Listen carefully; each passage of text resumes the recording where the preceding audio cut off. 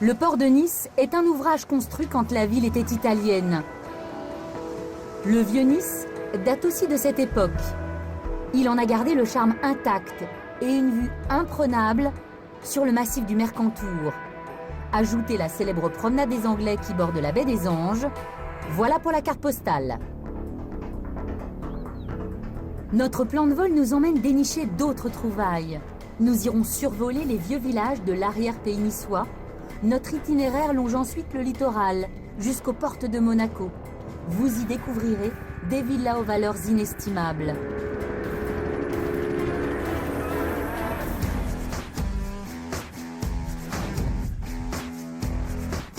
En débarquant sur la Côte d'Azur, les voyageurs des palaces flottants font d'une pierre deux coups. Ils participent à la parade et s'en mettent au passage plein la vue.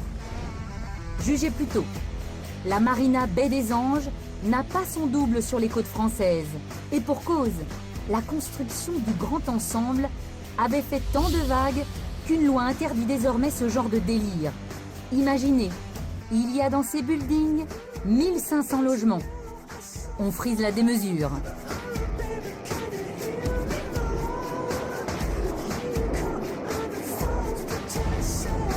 Démesure, un mot qui colle assez bien à l'aéroport de Nice.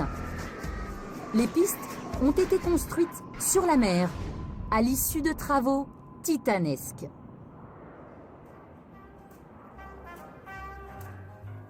Ce qui attire encore les croisiéristes sur la Riviera sont les villas luxueuses, serties à même la côte. Il y en a par ici plusieurs centaines rivalisant d'éclat. Elles sont estimées à des prix qui donnent le vertige. Lorsque nous avons tourné ces images, l'une d'elles défrayait la chronique. Vous allez comprendre pourquoi. Elle trône sur les hauteurs de Villefranche, cernée d'une muraille impénétrable. Et là encore, voilà, entrée. Une deuxième entrée. Il y a combien d'entrées au total? Il y en a 3. De là où on est, on ne la voit pas. Pour la voir, il faut prendre de la hauteur en fait. Le premier propriétaire, c'était le roi des Belges, Léopold II, qui l'a acheté en fait pour un franc symbolique, exactement en 1909. Alors il l'achète pour un franc symbolique et récemment on a su que sa valeur était de presque 500 millions en fait, ce qui en faisait la maison la plus chère du monde. On la voilà. Et donc cette maison appartient toujours à Lily Safras, qui a tenté de la vendre en 2008 à un riche oligarque russe, dont je ne me souviens plus le nom en fait. Et pour la somme de 500 millions, enfin presque 500 millions d'euros. Ce qu'il y a, c'est qu'il y a eu tous ces problèmes de crise, tout ça, donc le monsieur finalement a rompu la vente, mais il a quand même perdu ses arts. 39 millions d'euros, rien que ça. Ça suffit pour finir ses vieux jours. Voilà, mais je crois qu'elle a fait don de ces 39 millions d'euros, elle n'en a pas vraiment besoin. Donc il y a de belles maisons, mais elles sont inaccessibles en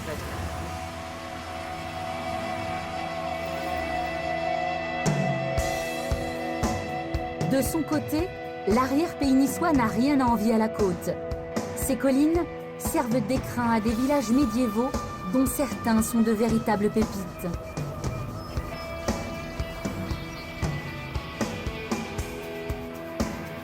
Au top du box-office de ces petits trésors, Saint-Paul-de-Vence est le plus célèbre à cause des stars du cinéma qui en avaient fait leur repère le temps que durait le festival de Cannes. Pour échapper au tumulte de la croisette, les étoiles auraient pu viser plus haut dans le ciel. Perché à 760 mètres au-dessus du vide, le village de Gourdon n'a pas volé son surnom de nid d'aigle.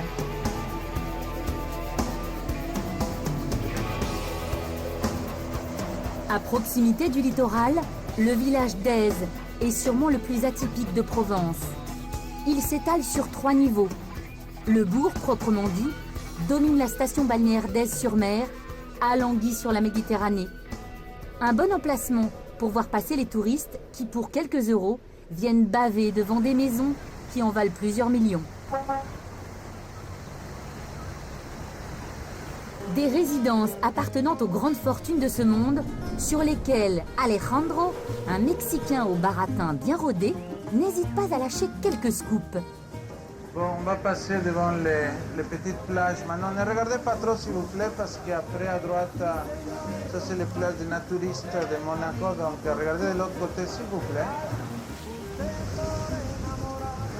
Voilà, après il y a une villa bleu turquoise, c'est la villa de Lord Lidenbrook, qui était le meilleur ami de Winston Churchill, qui adorait venir ici faire ses passe-temps favoris. El pollo que tiene al lado te hace yo perder el brillo.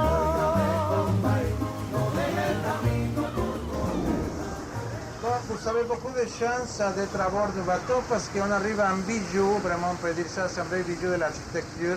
Regardez bien cette villa. Alors, c'est vraiment incroyable. La seule façon de la voir, c'est d'ici. Regardez bien tous ces jardins, tous ces magnifiques escaliers, de petits recoins. Vous voyez tous ces jardins suspendus. Ah, il y a beaucoup de place, on ne dira pas, mais c'est une grande villa, it's a very big house. Super. La seule façon de la voir, c'est d'ici, comme je vous dis. The only way to see it from here. Voilà, on arrive à une petite île magnifique qui s'appelle Isoletta, appartenait pendant longtemps à la famille Agnelli, propriétaire de Ferrari et de Fiat. Ils l'ont vendu il y a 4 ans à un chanteur de rock and roll d'un groupe irlandais qui s'appelle Bono, c'est le groupe U2. Tout ce qu'il y a sur l'île, c'est une piscine. Vous allez voir, une piscine, c'est tout. C'est l'île de Bono. Voilà. Une piscine sur une île, autant dire le monde à l'envers. À moins qu'il faille vraiment croire que l'argent rend fou.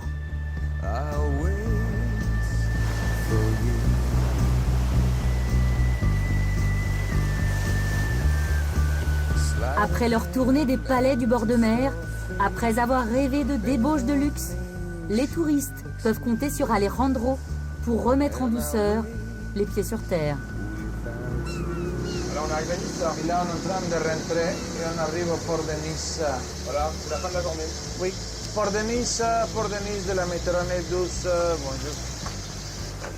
Merci beaucoup et à demain. Au revoir. The storm when you reach the shore, you give it